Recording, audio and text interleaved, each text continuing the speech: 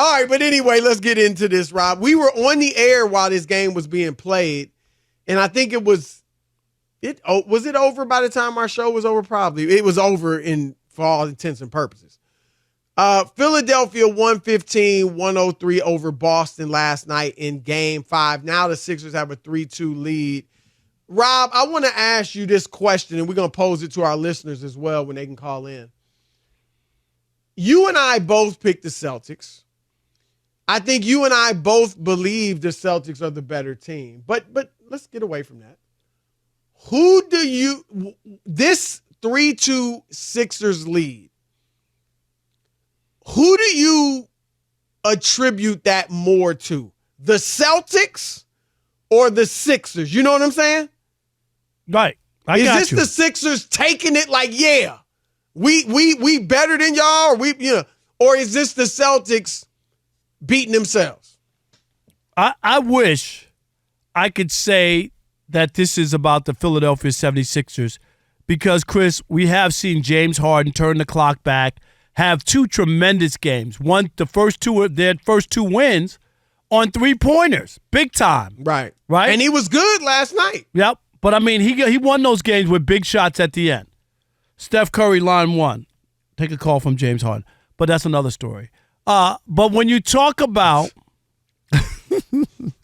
I was on the radio in San Francisco today. Oh, my God. I bet you. Bet you was the last time. Sean from Sacramento texted me and said, Chris, that his people are texting him saying, turn on 95.7 the game. Like Rob's on there. He's just going crazy. But anyway.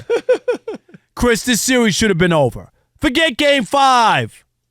Game 1 in Boston, no Embiid. They're down a star. They're down the MVP, the reigning MVP. They lose that game. Then they have a meltdown in Game 4. They have a meltdown. They had their game in hand. Jaylen Brown, one of your best defenders. Just leave him open. Go ahead. I dare you. And Rob, I dare you. And we mentioned, I think you and I talked about it. It reminded me, at least, and probably you, of when Rasheed Wallace left Robert Horry in the corner during the finals, Chris, right? I was covering that game. Right? In the series. But Rob, and I'm not giving Rasheed a pass, but at that time, 2005, I mean, I get it. You grow up, your natural inclination, and most of his career in the NBA was stop the drive, right? Like, don't worry as much about the jump shot. Stop the guy going to the basket. In 2023, it's about the three. Right. It's about the three. That's how you're taught now. Don't come off your guy, especially if he's a good shooter. And you're going to give him an open look? Really? Yeah.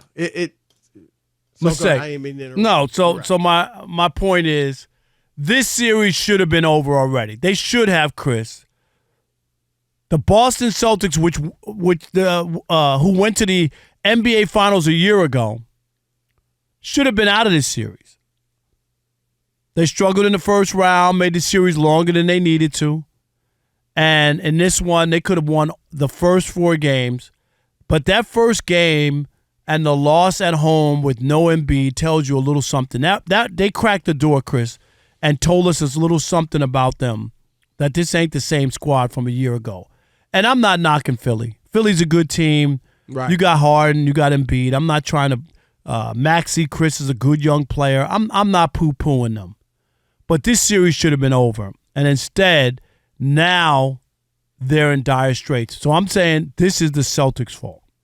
I am with you 100%. And let me start out, as you said, shout out to the Philadelphia 76ers. They're good. Because I think Joel Embiid is the rightful MVP.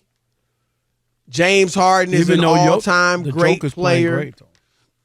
And we'll get to him later, but he is playing great. As you said, Maxey is a star potential, a young player with star potential. Tobias Harris, and you ain't going to get a better fourth option than Tobias Harris. And PJ Tucker is a leader and I think a winner. And a guy you love in the playoffs, that dude. Yep. And so shout out to the Sixers. And in real talk, Rob, They had a really good regular season, but I have refused to believe in them because I saw so much failure. I've seen James Harden blow it so many times in big individual playoff games because he's had some great individual playoff games, but so many times in big moments he's fizzled.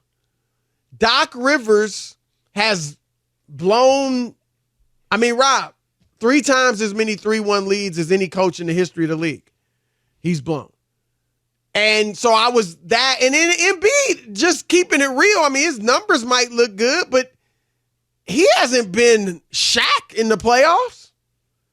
And he gets hurt a lot. And so I was just like, you know what? No, I'm going to have to see it.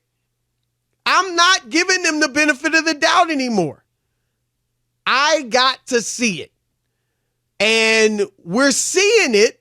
But to your point, I think Boston's the better team. Because as good as Philly was in the regular season, guess who was better? Boston.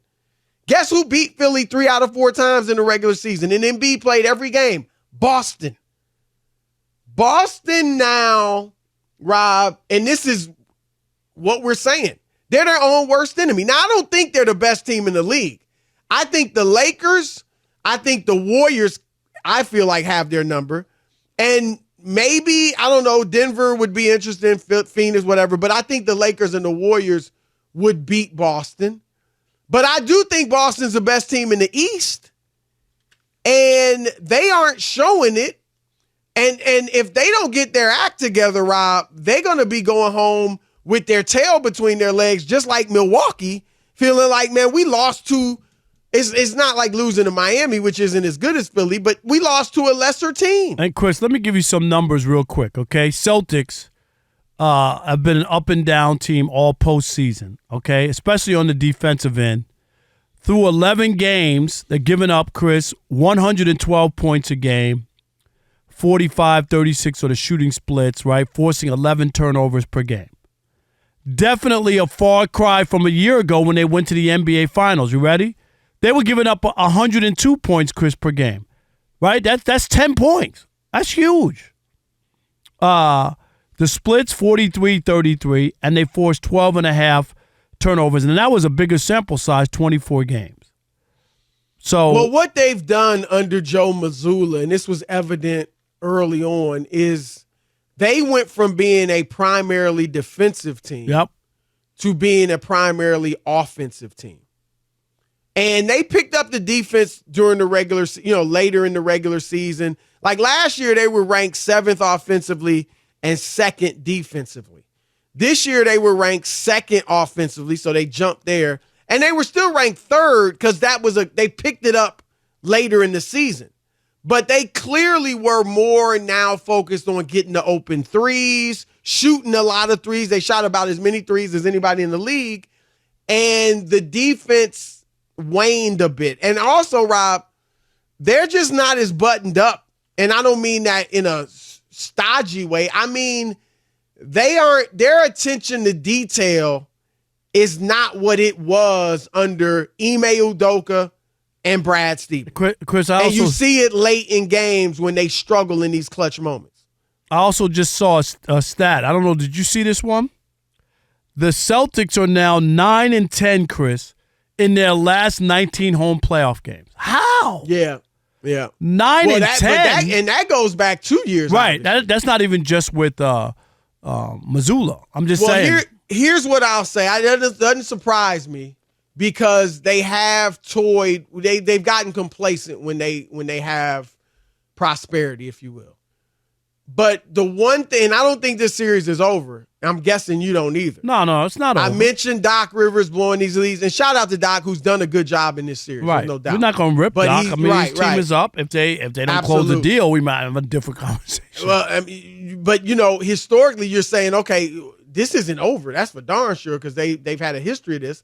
But also, Rob, the Celtics have been at their best when their backs are against the wall. If you look at last year, Eastern Conference Finals against Milwaukee, They go to Milwaukee for game 6 down 3-2. And won. Facing elimination, win that game, and go back to Boston and close it out.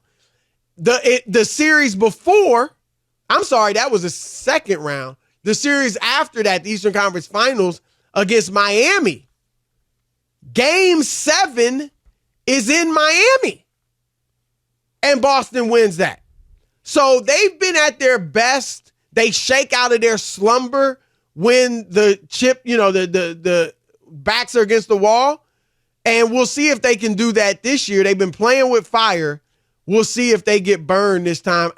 I'm still with them, Rob. I mean, obviously you understand they could fall, but I'm still with them. And I think they'll win this series still. But